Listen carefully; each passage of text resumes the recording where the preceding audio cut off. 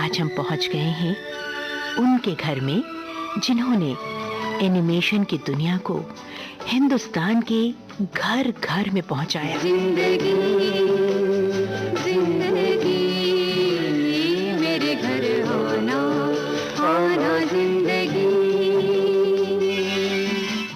वो एक अकेला शख्स ही था जिसने वर्षों पहले कार्टून्स की दुनिया बसाने का सपना देखा, उसमें रंग भरे और सजा दी हमारे लिए एक नई दुनिया। एक अकेला इस शहर में, रात में और दोपहर में, साबुदाना ढूंढता है,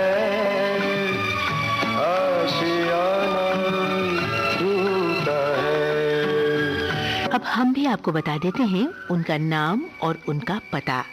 आप हैं भीमसेन। मेरे घर का सीधा सा इतना पता है, ये घर जो है चारों तरफ से खुला है।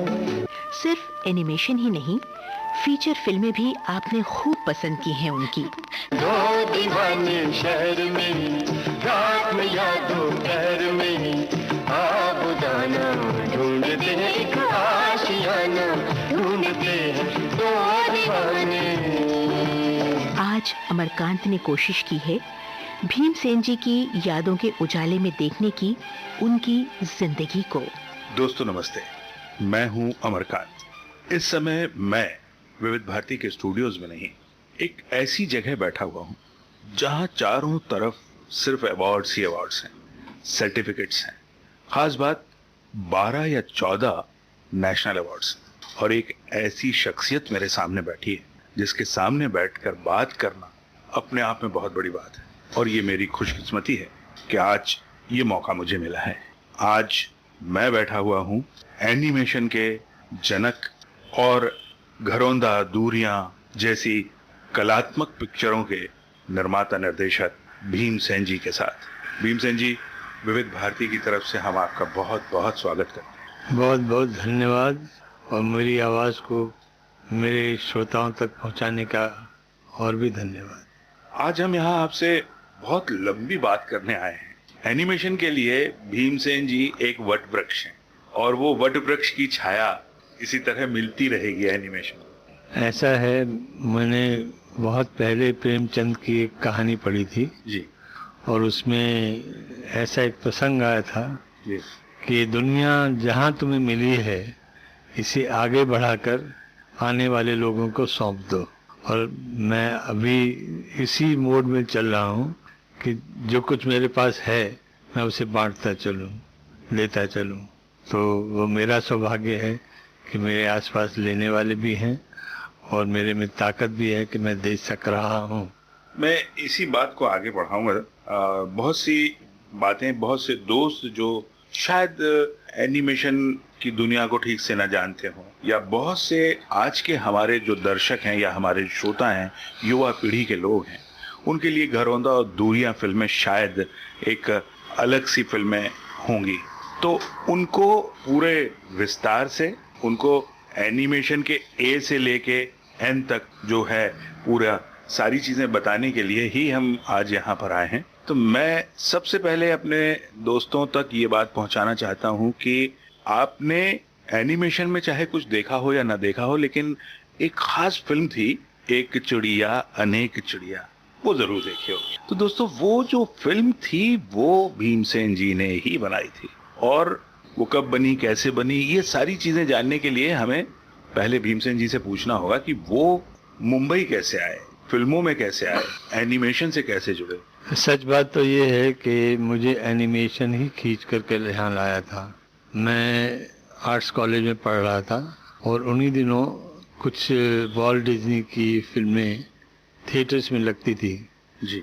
तो मुझे बड़ा आश्चर्य होता था कि ये तस्वीरें जो दिखती हैं कि ये तस्वीरें हैं, ये कैरेक्टर जो है ना, जो कि ड्रॉन कैरेक्टर्स हैं, ये कैसे बोलती हैं, कैसे चलती हैं, कैसे जो है ना गाती भी हैं, रोती भी हैं, सब कुछ, मतलब सारा प्रक्रम वही है उनका जो कि फिल्मों में एक्टर लोग करते हैं। और ये तस्वीरें कैसे करती हैं। तो ये इसी उलझन में था। 5 साल हो चुके थे आर्ट्स कॉलेज में पढ़ते पढ़ते, और मेरा निकलने का ही वो साल आ गया था पास करके बाहर जाने का, कि उन दिनों एक फिल्म डिवीज़न के लिए एक ऐड आई थी कि उनको आर्टिस्ट चाहिए थे अपने कार्टून फिल्म यूनिट के लिए जी। तो उसने मुझे बड़ा अट्रैक्ट किया, और मैंने बहुत सी चीज़ें जो उन्होंने मांगी थी, जैसे कि मुझे 7 साल का एक्सपीरियंस होना चाहिए तभी अप्लाई करें, और आपके पास एक्सपीरियंस के साथ साथ वो एनिमेशन की कुछ नॉलेज होनी चाहिए। तो मेरे पास तो वो दोनों नहीं थी, तो मैंने अप्लाई तो कर दिया। और इत्तेफाक की बात है कि मुझे बुलावा भी आ गया, और जब मैं यहाँ आया बॉम्बे अपना इंटरव्यू देने, तो पता लगा कि सारे भारत से कुछ 56 लोग आए हुए थे उस प्रतियोगिता में भाग लेने के लिए, उस एक पोस्ट के लिए जो कि फिल करनी थी उनको। जी। खैर मैं हताश नहीं हुआ, मैंने कहा चलो इस बहाने इस दुनिया को भी देख लूँ, कुछ मुलाकात होती है लोगों से। तो उस संदर्भ में मैं यहाँ आया था, और ये इत्तेफाक की बात है कि उन 56 लोगों में से मैं सेलेक्ट हो गया। जी। और जब सेलेक्ट हो गया तो मुझे भी अचंभा हुआ, बल्कि मुझसे ज़्यादा तो अचंभा जो वहाँ करते थे उनको हुआ कि आप तो अभी अभी पास करके निकले और आपको पोस्ट मिल रही है, ये कुछ गलत हो गया है। जी। पर ऐसा उस समय प्रमोद पति नए नए अपॉइंट हुए थे, चेकोस्लोवाकिया से ट्रेनिंग लेकर के एनिमेशन की आए थे, और उन्होंने जो है ना मेरा काम देखा। हमारे टेस्ट हुए, प्रैक्टिकल टेस्ट हुए थे। एक्चुअली प्रैक्टिकल टेस्ट का उन्होंने लिखा नहीं था, पर प्रैक्टिकल टेस्ट लिए और 3 बार लिए। उसमें 56 में से करते करते छांटते छांटते 3-4 रह गए बाद में, और उसमें से मेरा भी नंबर लग गया और आप सिलेक्ट हो गए। सेलेक्ट हो गए। आप किस शहर से यहाँ आए थे? लखनऊ था। लखनऊ से आर्ट्स कॉलेज से मैंने पास किया। ये किस सन की बात होगी? ये 1961 की बात है। मैं नया एक्चुअली मेरा रिजल्ट भी उस समय तक नहीं आया था। जी। तो मेरे पास जो कृतियाँ थी, जो मेरी पेंटिंग्स थी, वो लेकर के आ गया था, और मैंने वो उनके यहाँ बिछा दी थी, ये मेरा काम है। और उन्होंने वो तो देखा, पर उन्होंने ये भी देखा कि जो काम दूसरे लोग लाए थे उनसे उन्होंने मुकाबला वगैरह कुछ किया, और ऊपर वाले की मर्जी होती है ना। जी जी। वो हो गई। वो सबका दाना पानी लिखा होता है। हाँ, लिखा होता है कहाँ फेंकना है इसको। भाई साहब, मैं ये जानना चाहूंगा कि आगे की बहुत सी बातें हैं, लेकिन उस दौर में फिल्मों से कुछ आपका झुकाव था फिल्मों की तरफ कोई? कि मैं तो तस्वीरें बोलती चालती हैं, भागती दौड़ती हैं, इनसे ही बहुत प्रभावित था। तो एनिमेशन का ही वो हिस्सा था, और मैं यहाँ आ गया। मुझे फिल्म के बारे में, बनने के बारे में ABCD भी नहीं पता था। लेकिन फिल्में तो देखते होंगे आप? फिल्में तो देखता था। तो इनफैक्ट उस दौर की कोई फिल्म जिसमें सत्यजित की फिल्म मुझे याद है, पाथेर पांचाली। हाँ। जो मैंने 4 बार उन दिनों देखी थी। जी। वो मुझे बहुत पसंद आई थी, बार बार मैं उसको देखने चला जाता था। बहुत सी अंग्रेजी फिल्में भी थी जो मुझे देखने का सौभाग्य मिला था। मैं खास बार बार जोर इसलिए दे रहा हूँ कि मैं चाहता हूँ कि यहाँ हम अपने दोस्तों को आपकी पसंद का एक ऐसा गाना सुनवाएं जो उस दौर में आपको जो फिल्में पसंद रही हों, 60s की या उससे पहले की, तो आपकी पसंद का वो गाना हम यहाँ दोस्तों को सुनवा सकते। मुझे याद है वहाँ से चलने से कुछ दिन पहले मैंने सुजाता पिक्चर देखी थी। हाँ, नूतन सुनील दत्त, और उसमें एक गाना था, जलते हैं जिसके लिए तेरी आंखों के दिए, बहुत ही सुंदर, ढूंढ लाया हूँ वही गीत मैं तेरे लिए, तरत महमूद साहब का। बहुत अच्छा लगा था। हालांकि उसके बाकी गाने भी बड़े अच्छे थे। जी जी। म्यूजिक में मैंने खुद सीखा हुआ है म्यूजिक। जी। तो म्यूजिक से मेरा खास लगाव है। उस पर भी हम बात करेंगे। फिलहाल हम दोस्तों को ये गाना प्लीज।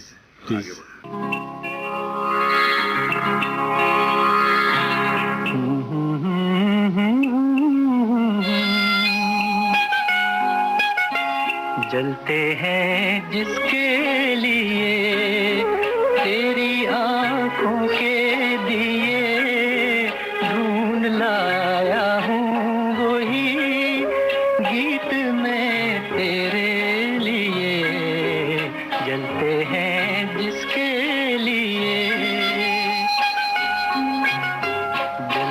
हैं जिसके लिए तेरी आंखों के दिए ढूंढ लाया हूँ वही गीत मैं तेरे लिए जलते हैं जिसके लिए।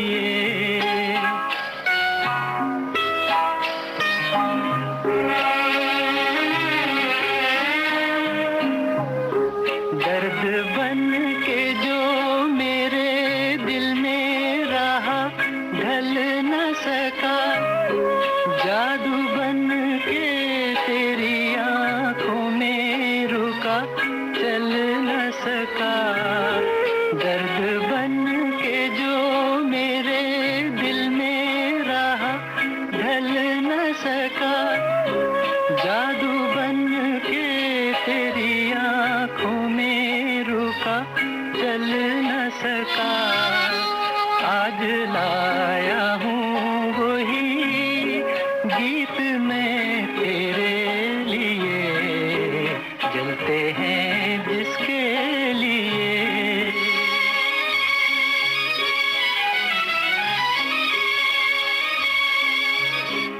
दिल में रख लेना इसे हाथों से ये छूटे न कहीं, गीत नाजुक है मेरा शीशे से भी टूटे न कहीं। दिल में रख लेना इसे हाथों से ये छूटे न कहीं, गीत नाजुक है मेरा शीशे से भी टूटे न कहीं। गुनगुनाऊंगा यही गीत मैं तेरे लिए जलते हैं जिसके लिए।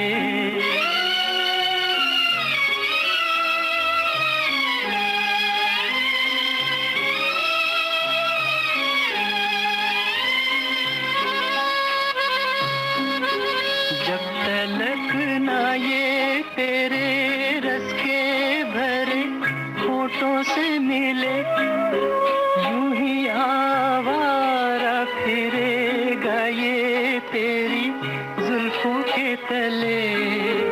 जब तलक ना ये तेरे रस के भरे होठों से मिले, यूं ही आवारा फिरेगा ये तेरी जुल्फों के तले।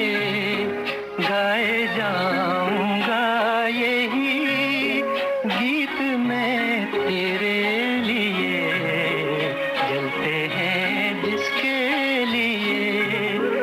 तेरी आंखों के दिए ढूंढ लाया हूँ वही गीत मैं तेरे लिए जलते हैं जिसके लिए। दोस्तों को गाना तो मैंने सुनवा दिया। अब जैसे आपने गाने से पहले बताया कि आपका जो झुकाव था वो फिल्मों में खास उस तरफ था जहां चित्रों के जरिए दिल की बात कही जाए, लेकिन आपके पारिवारिक पृष्ठभूमि के बारे में जरूर मैं यहाँ बात करना चाहूंगा कि जैसे आपके पिताजी क्या करते थे और माता पिता यही चाहते हैं कि उनका लड़का डॉक्टर बन जाए, इंजीनियर बन जाए, कलेक्टर बन जाए उस जमाने में, तो वो क्या प्रतिक्रिया थी उनकी, या कुछ बगावत करनी पड़ी आपको? मेरे पिताजी भी आर्टिस्ट थे, अभी तो नहीं हैं, तो घर में पेंटिंग्स का माहौल तो था, पर वो कमर्शियल आर्टिस्ट थे। बुक कवर्स बनाना, शीशियों की लेबल बनाना वगैरह वगैरह, जितना कमर्शियल वो होता है, क्योंकि बेसिकली वही हमारा साधन था जीविका चलाने का। हम लोग, हमारा परिवार जो है ना, कराची से आया था जी। विभाजन के समय हम लोग कराची में थे और कराची से हम लोग यहाँ आए थे। तो यहाँ पे पिताजी ने अपनी एक दुकान बनाई, स्टूडियो बनाया मतलब, और स्टूडियो में उन्होंने वो काम शुरू कर दिया। अब नेचुरली मेरी उनकी बढ़ती उम्र और मेरा जो है ना आती हुई उम्र ने, उनका मिलाप तो होना चाहिए था कहीं। मुझे उस वक़्त गाने का बड़ा शौक था जी। तो गाने का शौक की वजह से मैं पेंटिंग की तरफ इतना अट्रैक्ट नहीं था जी। पर मुझे इस बात का भी एहसास था कि मेरे ऊपर कुछ रिस्पॉन्सिबिलिटी घर की भी है। वो परिवार का जो काम है वो तो चलाना वो ही था। चलाना पड़ेगा।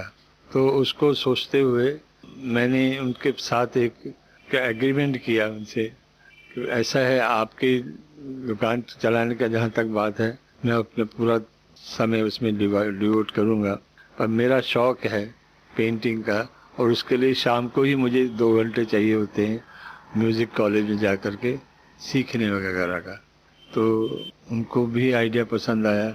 उनके लिए ऐसा हो गया कि ये तो अच्छा प्रपोजल है, उन्होंने एक्सेप्ट कर लिया। तो इस तरह से मैं म्यूज़िक सीखते सीखते पेंटिंग करने लगा, और पेंटिंग करते करते मुझे ऐसा कुछ दोस्तों से मुलाकात हो गई जो आर्ट्स कॉलेज में पढ़ते भी थे, पढ़ाते भी थे। कई लोग से मिलना जुलना होता था। तो उनको देख करके मुझे ऐसा लगा कि मैं ये भी क्यों ना करूँ, पूरे मन से इसको भी करूँ। तो इसी बीच में मेरा म्यूज़िक से थोड़ा हट गया हाँ। और मैं पेंटिंग की तरफ झुकाव हो गया।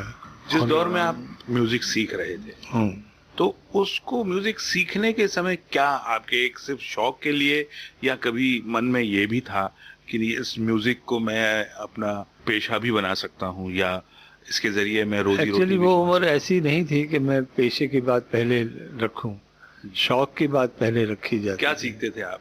मैं क्लासिकल सिंगर बनना चाहता था। अच्छा। और वही सीख रहा था, मैं क्लासिकल सीख रहा था, और करते करते उसमें मतलब मुझे बड़ा रस आता था उसमें, कॉन्सर्ट्स में जाना। म्यूज़िक कॉलेज में सेल्फ काफ़ी कॉन्सर्ट वगैरह होती थी, उनको अटेंड करना, रात के 2-2, 3-3 बजे तक चलता रहता था वहाँ पे, उनको अटेंड करना।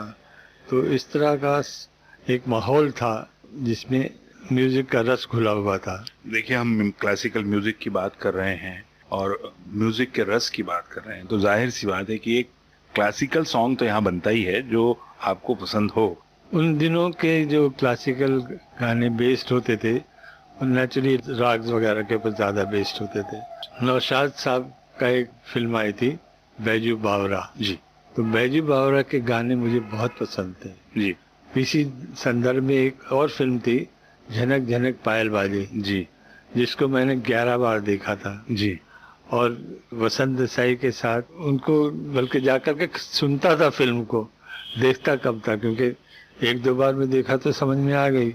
उसके बाद जो है ना, उन्होंने जो बैकग्राउंड म्यूजिक दिया था या जो रागों का उन्होंने सम्मिश्रण किया था, वो मुझे बहुत ही अच्छा लगता था।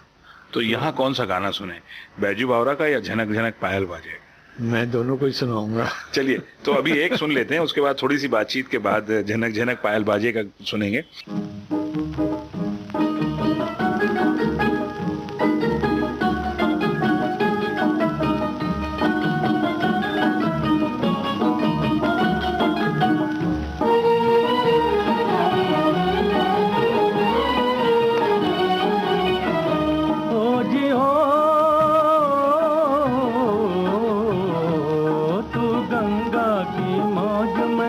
यमुना का धारा तू गंगा की मौज में, यमुना का धारा हो रहेगा मिलन ये हमारा, ओ हमारा तुम्हारा रहेगा मिलन ये हमारा तुम्हारा।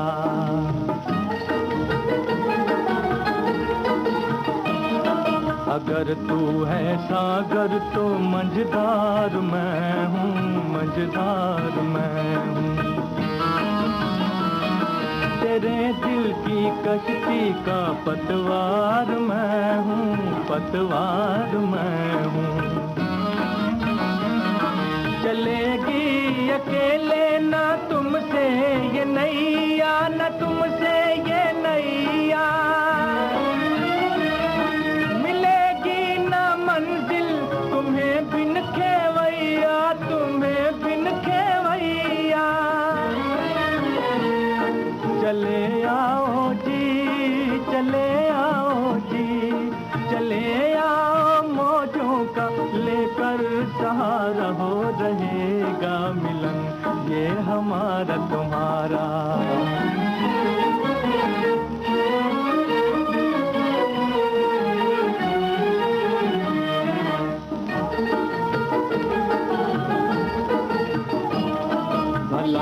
कैसे टूटेंगे बंधन ये दिल के, बंधन ये दिल के। बिछड़ती नहीं मौज से मौज मिलके, वो मौज मिलके। छुपोगे भंवर में तो छुपने न देंगे, तो छुपने न देंगे। डुबा देंगे नैया तुम्हें ढूंढ लेंगे, तुम्हें ढूंढ लेंगे।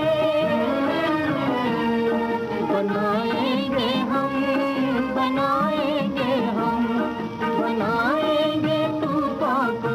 एक दिन किनारा हो रहेगा मिलन ये हमारा तुम्हारा। तू गंगा की मौज में जमुना का धारा, तू गंगा की मौज में जमुना का धारा। हो रहेगा मिलन ये हमारा, ओ हमारा तुम्हारा। रहेगा मिलन ये हमारा तुम्हारा। बहुत ही सुंदर गाना है और मैं ज़्यादा इस बारे में कुछ नहीं कहूँगा क्योंकि क्लासिकल म्यूजिक के बारे में मेरी समझ बहुत कम है।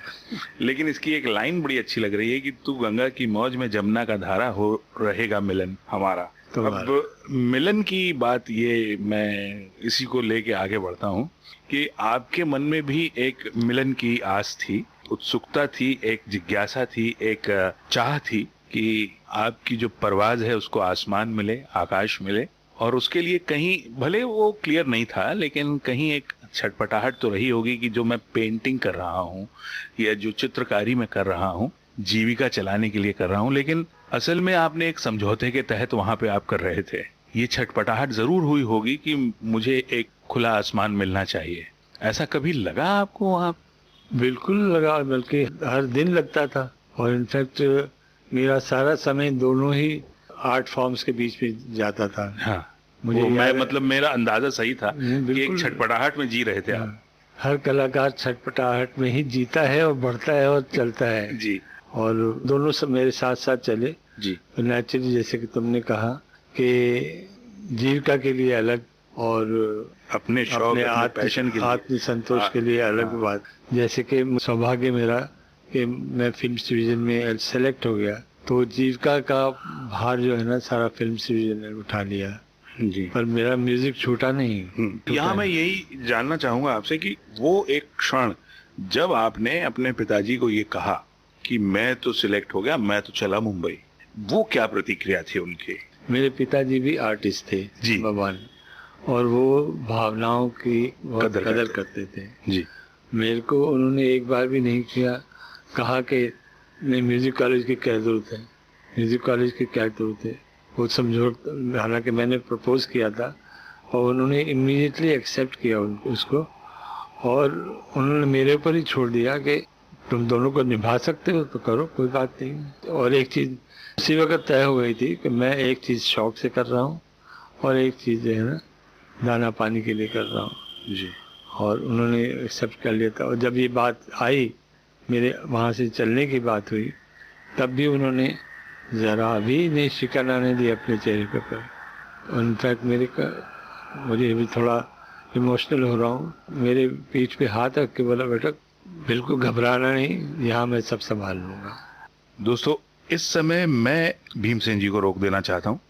बहुत इमोशनल हो गए और अपने पुराने दिनों में लौट गए हैं और मैं उनको वहाँ से वापस लेकर तुरंत नहीं आना चाहता हूँ। मैं चाहता हूँ कि वो कुछ देर वहीं रहें उन्हीं यादों के साथ, तो उनको वहीं रहने देते हैं और हम और आप झनक झनक पायल बाजे फिल्म का ये गाना सुन लेते हैं।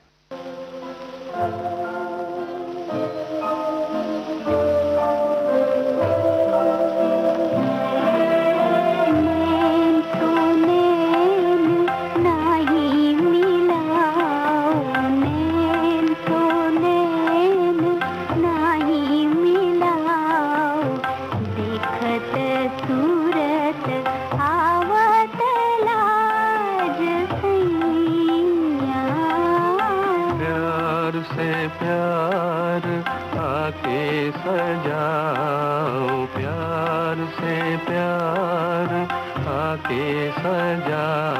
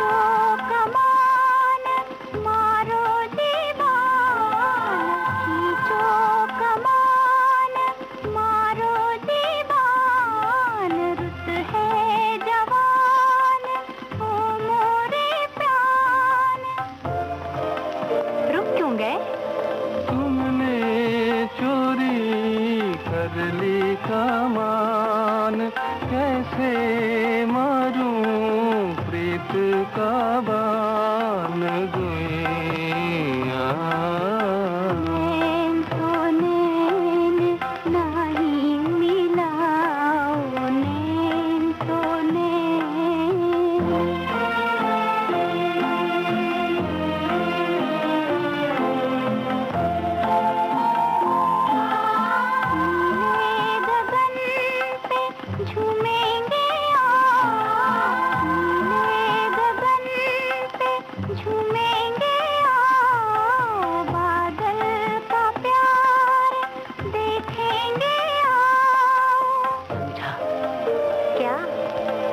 बादल नैया है बिजली पतवार, हम तुम चल दे दुनिया के पार गुइया नैन तो नैन नहीं मिलाओ, नैन तो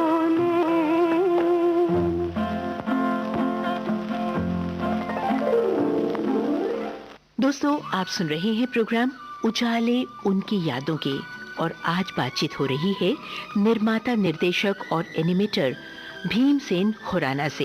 आपसे बातचीत की है अमरकांत ने। दोस्तों, गाना तो आपने सुन लिया और उस गाने ने मेरी एक मदद की है कि मैं इस बीच में भीमसेन जी को उनकी यादों की दुनिया से वापस खींच कर ले आया हूँ। लेकिन अभी मैं भी उनके साथ लखनऊ में ही हूँ, और मैं और भीमसेन जी लखनऊ से मुंबई की यात्रा पर निकलने की तैयारी में हैं। वो क्या पल थे, वो क्या क्षण थे जब आप लखनऊ से मुंबई के लिए रवाना हो रहे थे? क्या फीलिंग थी उस समय आप? उन दिनों की बात है कि एक्चुअली हमारे मित्रगण भी काफ़ी थे वहाँ, पिताजी के काफ़ी दोस्त वगैरह थे, और वो मुझे एक बुज़ुर्ग के पास लेके गए, और उन्होंने, वो बुज़ुर्ग जो है वो, उनके परिवार के लोग एक प्रेस चला रहे थे, प्रेस चलाते थे, भाटिया प्रिंटिंग प्रेस उसका नाम था। और वहाँ पे बुजुर्ग से मेरी मुलाकात कराई उन्होंने कि बेटे इनका भी आशीर्वाद लेके जाओ। तो उन्होंने आशीर्वाद के साथ मुझे एक छोटा सा सबक दिया जी कि देखो बेटा, तुम ऐसे जगह जा रहे हो जो तुमने देखी नहीं आज तक जी, और यहाँ का जो माहौल है, वहाँ का माहौल काफ़ी फ़र्क है दोनों के। जी, तो तुम एक काम करना कि इतना मीठा भी ना बनना कि कोई तुम्हें गप गप करके खा जाए, और इतना कड़वा भी ना बनना कि कोई तुमको थू थू करे। तो ये बात मेरे एकदम अटक गई मेरे दिमाग में उस वक्त। जी, सबके हित की बात है कि मैं इन बातों को आज कह रहा हूँ, ये वो क्षण था। तो इस तरह से लखनऊ ने भी मुझे बहुत कुछ दिया, और अच्छे थॉट्स दिए, म्यूज़िक का पूरा माहौल दिया, पेंटिंग का पूरा माहौल दिया, और मुझे एक तरह से तैयार करके मुझे वहाँ से ढकेल दिया।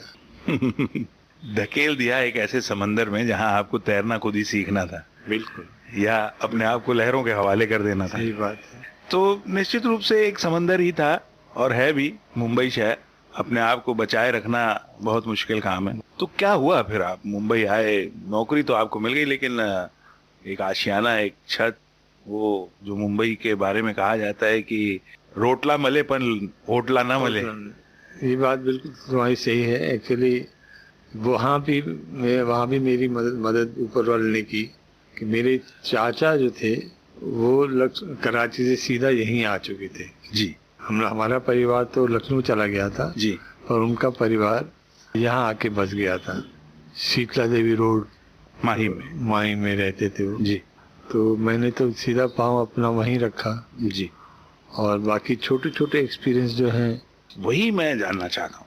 एक्चुअली उसमें एक मुझे अभी तुमने याद दिलाई तो अभी याद आ गया एक कि पहले दिन ही मैं टैक्सी करके वहाँ पे शीतला देवी रोड पे आया, और वहाँ पे उनके घर में घुसने से पहले वो घर में नहीं थे, मेरी चाची भी नहीं थी, उनका परिवार भी नहीं था। तो वहाँ पे खड़ा रहा तो वो टैक्सी वाला कहने लगा मुझे जाना है।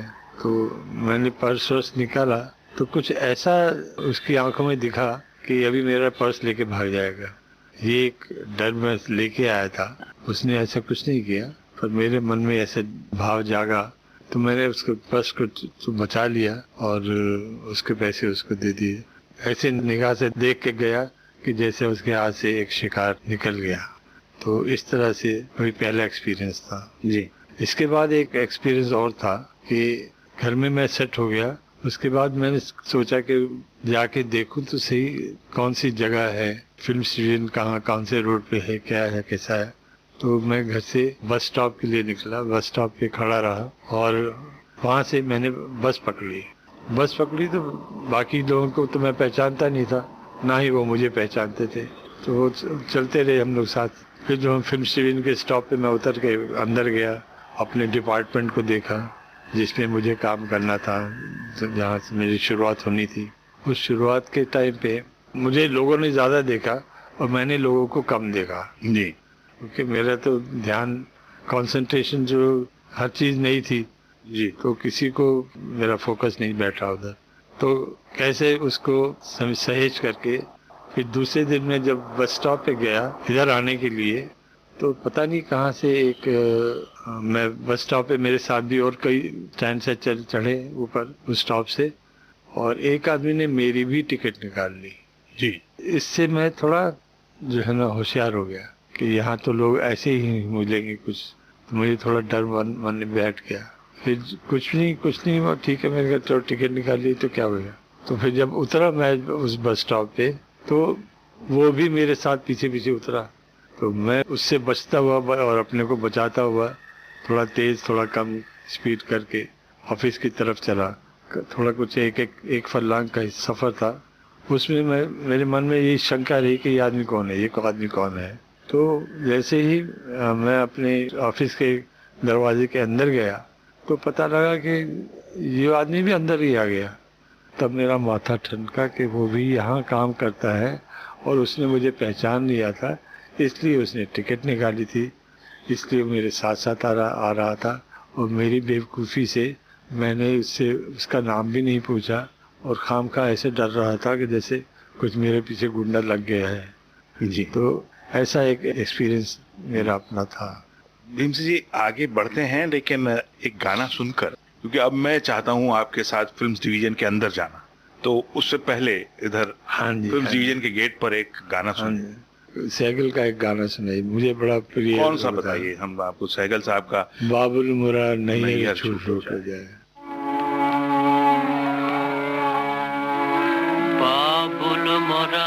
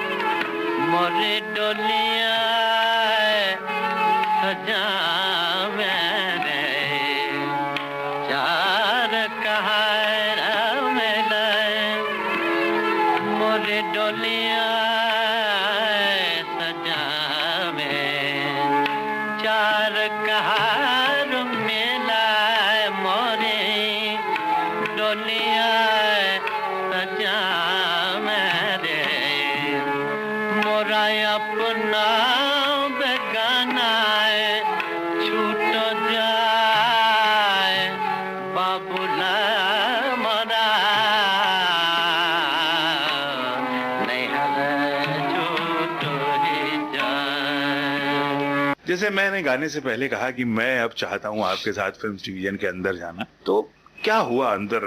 वो एक तो मतलब आप एक आर्टिस्ट थे और फिल्म्स डिवीजन एक सरकारी महकमा जहां निश्चित रूप से एक रिस्ट्रिक्शन के साथ आपको काम करना होता होगा, और एक कलाकार को किसी बंधन में डाल दिया जाए तो शायद उसको वो मजा नहीं आता, चटपटाहट जो रहती वो बनी ही रहती।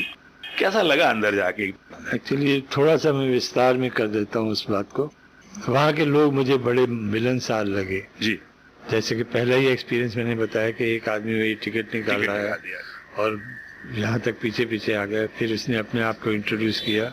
और उस आदमी वो बहुत अच्छा कलाकार था, वो अपने अंगूठों के जिसपे निशान है जी, इससे बना करके वो पेंटिंग्स बनाता था। ओह, उसका नाम था मालवंकर। बहुत ही सुंदर काम करता था वो, और पेंटिंग्स बहुत अच्छे ढंग से। एक्चुअली सच बात तो ये है कि लखनऊ में जो पेंटिंग मैंने सीखी थी, ये मेरे छोड़ने का दिन आ गया था, क्योंकि यहाँ का पेंटिंग करने का और आर्ट के प्रति जो एक संवेदना थी वो दूसरी तरह की थी जी। तो उसमें मैंने अंडरस्टैंड किया कि मुझे अब नए सिरे से पेंटिंग सीखनी पड़ेगी जी। और ये हुआ भी ऐसा ही कि वहाँ उस माहौल में फिल्म डिवीजन के कार्टून फिल्म यूनिट का जो एटमॉस्फेयर मिला, उसने मुझे बहुत कुछ सिखाया, बहुत कुछ दिया, और मैं एक समग्र जो है ना आर्टिस्ट बनने के काबिल हो गया। तो ये उस माहौल की देन थी। हाँ। और जो दूसरी तुम बात कह रहे थे कि जो दबाव होता है आर्टिस्ट के ऊपर, वो उसको पसंद नहीं होता है, छटपटाता है, ये भी घटा मेरे साथ। और वो इसलिए घटा क्योंकि मुश्किल से 6-7 साल मैं रहा वहाँ पे, और उसमें मैंने कार्टून फिल्म्स कैसे बनती हैं ये बनाना सीखा। कार्टून का फिल्मों का कैसे प्रोसेस है पूरा, वो मुझे वहाँ सीखने को मिला। इस बीच में मैं आपसे ये जरूर जानना चाहूंगा कि वो जो दौर था, ये 5-6 साल जब आप फिल्म डिवीजन में थे, तो बहुत ही व्यक्तिगत सी बात मैं जानना चाहूंगा कि आर्थिक रूप से क्या स्थिति थी, अगर आपको बताने में ऐतराज ना हो। नहीं, बताने में तो कुछ इतराज नहीं, अभी तक तो कुछ मेरा है ही नहीं। ये किसी के साथ जो बीता था वो मैं बता रहा हूँ जी। उसमें कोई ग्लानि नहीं है जी, बल्कि गर्व है। वो जो बात मैंने शुरू में कही थी कि इतना मीठा भी ना बनो कि कोई खा जाए और इतना कड़वा भी ना बनो, इस बात ने मुझे सही दोस्त बनाने की एक समझ दे दी। और उसमें मुझे गर्व है कि मेरी तरफ भी लोग अट्रैक्ट हुए जो मेरे ही स्वभाव के लोग थे। और उसमें सुन के तुम्हें ताज्जुब होगा कि एक आदमी आर्ट्स कॉलेज में बिल्कुल गया नहीं और मेरे से नीचे पोस्ट के ऊपर वो वहाँ काम करता था, और उसके हाथ की कला ऐसी थी, मैंने उसको गुरु बना लिया जी। और उससे एनिमेशन के कैरेक्टर्स वगैरह बनाना सीखा। एनिमेशन के कैरेक्टर्स बहुत अलग ढंग के होते हैं जी। जो मैंने आर्ट्स कॉलेज में सीखा था वो मुझे भुलाना पड़ा, जैसे कि मैंने कहा पहले। फिर मुझे एक नई दुनिया में उसने प्रवेश कराया और हम लोग इतने पक्के दोस्त हो गए कि हम लोग ऑफिस में तो मिलते ही थे, ऑफिस के बाद भी जब तक वो घर नहीं जाता था, जब तक मैं घर नहीं जाता था, हम लोग दादर में गपशप करते रहते थे। उस आदमी का नाम भी बता दूं, उस आदमी का नाम था राम मोहन, जो कि जाने माना एनिमेटर है। तो उसके साथ रह करके, और वो बीएससी पढ़ा हुआ है जी। उसने वो आर्ट्स कॉलेज नहीं गया कभी। हाँ। और उसका शौक उसको एनिमेशन की तरफ ले आया, और इधर मैं जो है ना भटका हुआ आर्टिस्ट उसके साथ जुड़ गया, और मेरा भी कल्याण हो गया। भीमसेन जी, आगे बढ़ने से पहले एक गाना मुझे बहुत एकदम मन कर रहा है कि तुरंत दोस्तों को सुनवा दूं। आप ही की फिल्म का है, उसके बारे में बात हम बाद में करेंगे, लेकिन गाना यहाँ सुनते हैं, दो दीवाने शहर में। बिल्कुल मुझे ऐसा लग रहा है कि इस समय अमोल पालेकर और जरीना वहाब की जगह पे भीमसेन जी और राम मोहन जी दो दीवाने शहर में की स्थिति बन रही है। क्या बात है। तो ये गाना सुन लेते हैं, फिर आगे बढ़ते हैं, और फिर मैं दोस्तों को ये भी बताऊंगा कि राम मोहन जी कौन है। ठीक है।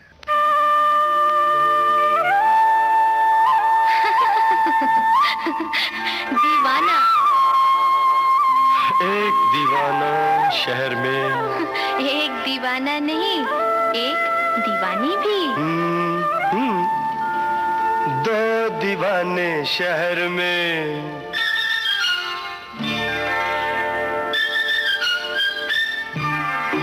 दो दीवाने शहर में, रात में या दोपहर में आ बुलाना।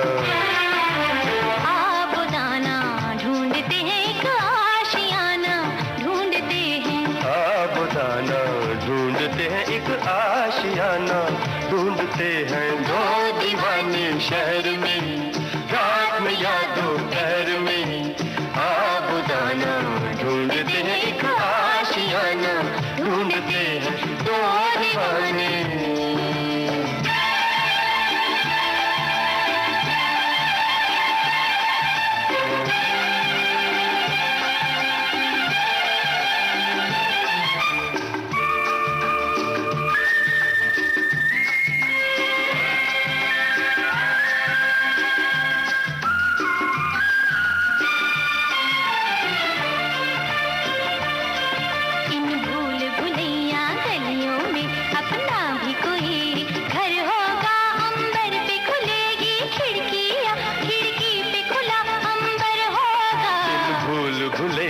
गलियों में अपना भी कोई घर होगा, अंबर पे खुलेगी खिड़की या खिड़की पे खुला अंबर होगा, आसमानी रंग की आंखों में, आसमानी या आसमानी, आसमानी रंग की आंखों में बसने का बहाना ढूंढते हैं आबुदाना, ढूंढते हैं एक आशियाना, ढूंढते हैं दो दीवाने शहर में, रात में या दोपहर में आबुदाना, ढूंढते हैं एक आशियाना, ढूंढते हैं दो दीवाने।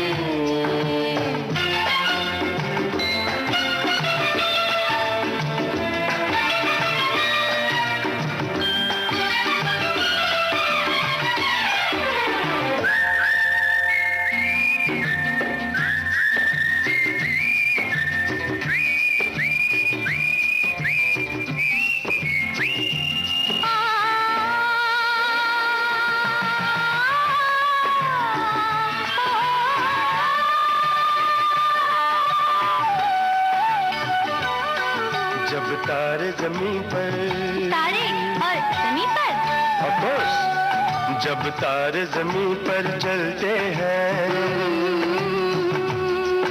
आकाश जमीन हो जाता है, उस रात नहीं फिर घर जाता, वो चांद यहीं सो जाता है। जब तारे जमीन पर चलते हैं, आकाश जमीन हो जाता है, उस रात नहीं फिर घर जाता, वो चांद यहीं सो जाता है। पल भर के लिए, पल भर के लिए इन आंखों में हम एक जमाना ढूंढते हैं आबुदाना, ढूंढते हैं एक आशियाना, ढूंढते हैं दो दीवाने शहर में, रात में या दोपहर में आबुदाना, ढूंढते हैं एक आशियाना, ढूंढते हैं दो दीवाने, दो दीवाने, दो दीवाने, हाँ दो दीवाने, दो दीवाने। हाँ दो दीवाने। दोस्तों, ये गाना फिल्म घरौंदा का है और उसके बारे में मैं आपसे बाद में बताऊंगा आपको, लेकिन जैसे मैंने इस गाने से पहले नाम लिया राम मोहन जी, राम मोहन जी भी एक ऐसी शख्सियत हैं जो एनिमेशन की दुनिया में जिनका नाम बड़ी इज्जत से लिया जाता है। जैसे कि भीमसेन जी ने अभी आपको खुद ही बताया कि वो और राम मोहन जी किस तरह से दादर में शाम को बैठा करते थे, बातें करते थे। क्या विषय होता था आपकी बातों का? वही एनिमेशन। जवानी में विषय क्या होता है? मैं यही जानने के लिए आपसे ये सवाल मैंने किया था। तो क्योंकि मुंबई आने के बाद जैसे कि कहा जाता है, मुंबई की 3 चीज़ों का भरोसा नहीं करना, मुंबई की बरसात का, और एक चीज़ मैं भूल रहा हूँ लेकिन लड़की की बात का। तो कोई प्यार मोहब्बत वाली कोई बात हुई उस दौरान? नहीं, प्यार मोहब्बत वाली बात तो ये थी, वो भी बैचलर था और मैं भी बैचलर थे, तो हमारा अट्रैक्शन तो, और उसमें उस वक्त शाम को जो और लोग मिलते थे जी, वो भी बैचलर ही आकर के जुड़ जाते थे जी, और फिर वो अपने किस्से सुनाते थे। कहाँ बैठते थे दादर में आप? दादर में वो दादर टीटी में जी, एक उडुपी रेस्टोरेंट था। हाँ हाँ, और उस दौरान तो ट्राम भी चलती थी ना? ट्राम भी चलती थी। यस जी, दादर में सही टीटी, बात, वो सही था ही, टीटी का मतलब ही था यस ट्राम। यस उधर ही खड़े रहते थे, और जब कभी हुआ तो जाके कचौरी खा लिया या समोसा खा लिया, हाँ। और फिर जो है ना वहीं अड्डे पे लैंप पोस्ट के नीचे जो है ना खड़े होकर के देखते रहते, ताकते रहते थे। जी।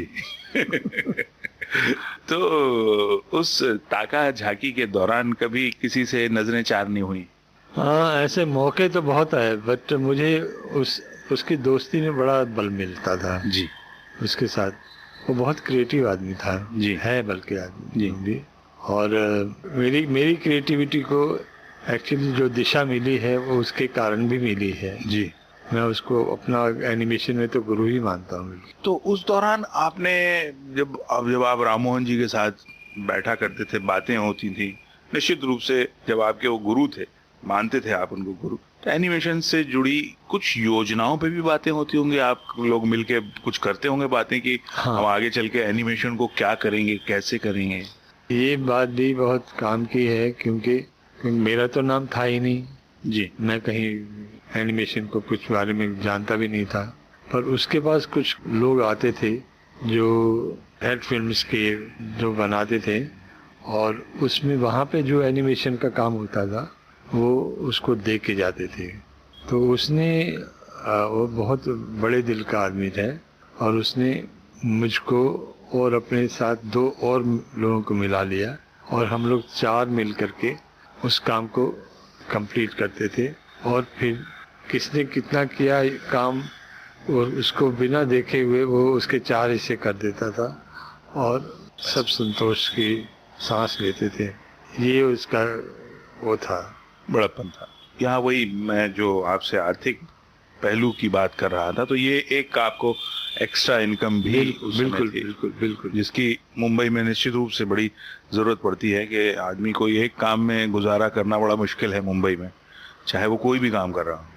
हाँ। एक तुमने और बात के पूछी थी कि परिवार की तरफ जो मेरा वो था जी, आर्थिक मदद के लिए। हाँ।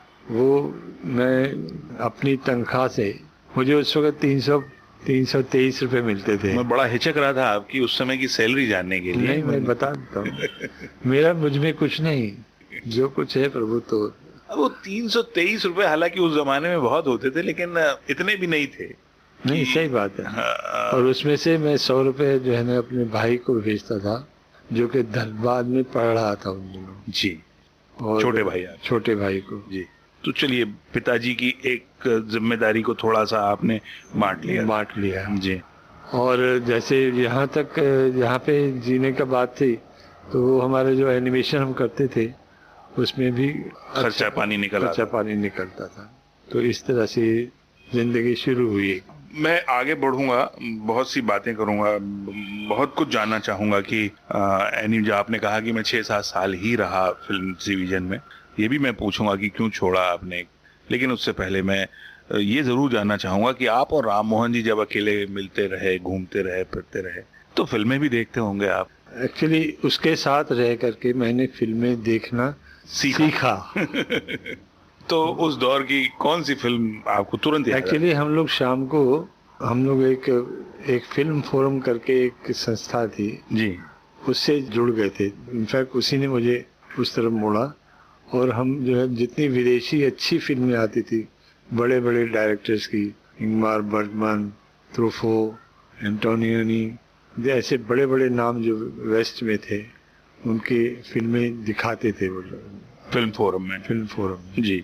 तो हम साथ में देखते थे, फिर डिस्कस करते थे, और मतलब फाइनल पॉइंट्स मुझे वहाँ से समझ में आने लगा कि फिल्म अच्छी कैसे है और बुरी कहाँ से शुरू हुई। ये तो विदेशी फिल्मों की बात हो गई। मैं हमारी जो खास मुंबईया फिल्में थी, उस दौर में भी फिल्में बहुत अच्छी बना करती थी। 60s की आप बात कर रहे हैं, 61 में आप आए थे। हाँ। तो 4-5 साल भी अगर जोड़ लें, 64, 65, 66 की, तो अच्छी अच्छी फिल्में थी। और उस दौर का तो संगीत जो है वो आज एक धरोहर है हिंदुस्तानी सिनेमा के। तो उस दौर की कौन सी फिल्म आपको तुरंत याद आ जाती है? तुरंत जिसके गाने बहुत पॉपुलर हुए थे, छोड़ दो आंचल जमाना क्या कहेगा, वेंगेश की, देवानंद की फिल्म। हाँ, जो भी प्यार से मिला हम उसी के हो लिए, ये भी देवानंद की थी। दोस्तों, यहाँ भीमसेन जी की पसंद का बल्कि यहाँ ये गाना इसलिए सुन लेते हैं कि इस समय हम भीमसेन जी के साथ उस दौर में हैं। तो छोड़ दो आंचल जमाना क्या कहेगा, आप सुनिए। तब तक मैं थोड़ी सी ऑफ दी माइक बात कर लेता हूँ भीमसेन जी से, ताकि आपको कुछ और अच्छी अच्छी बातें मैं सुनवा सकूं उनसे।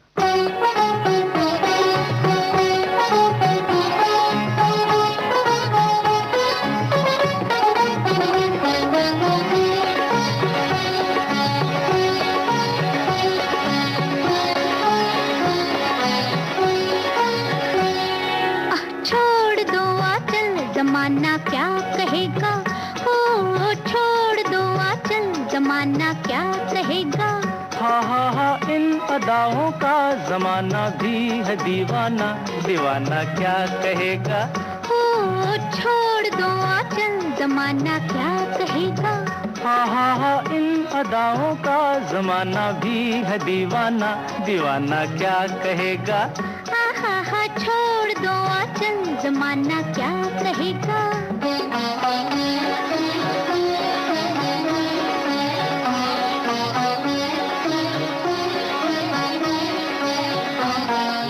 मैं चली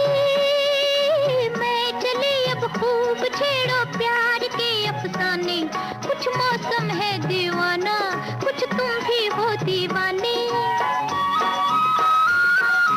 मैं चली अब खूब छेड़ो प्यार के अफसाने, कुछ मौसम है दीवाना, कुछ तुम भी हो दीवाने। जरा सुनना जाने तमन्ना, ओ जरा सुनना जाने तमन्ना, इतना तो सोचिए मौसम सुहाना क्या कहेगा। ओ छोड़ दो आंचल जमाना क्या कहेगा।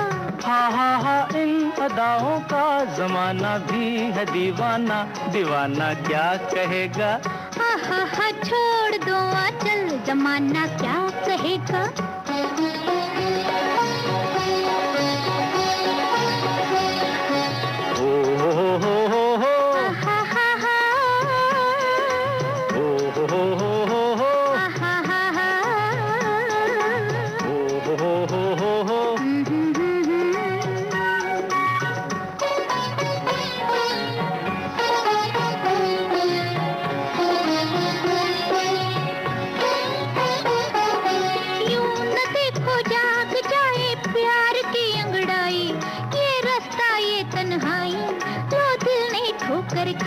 यही दिन है मस्ती के सिन है, यही दिन है मस्ती के सिन है, किसको ये होश है अपना बेगाना क्या कहेगा। ओ छोड़ दो आंचल जमाना क्या कहेगा।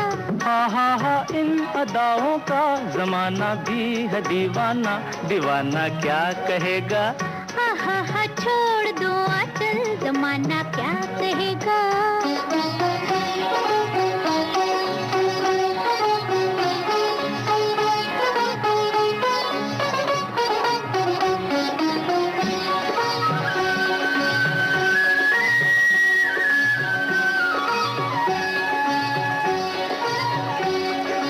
ये बहारें ये फुहारे ये बरसता सावन, थर थर कांपे हैं तन मन, मेरे बैया धर लो साजन। ये बहारें ये फुहारे ये बरसता सावन, थर थर कांपे हैं तन मन, मेरे बैया धर लो साजन। अजियाना दिल में समाना, अजियाना दिल में समाना, एक दिल एक जान है हम तुम जमाना क्या कहेगा। हा छोड़ दो आंचल जमाना क्या कहेगा। हा इन अदाओं का जमाना भी है दीवाना, दीवाना क्या कहेगा।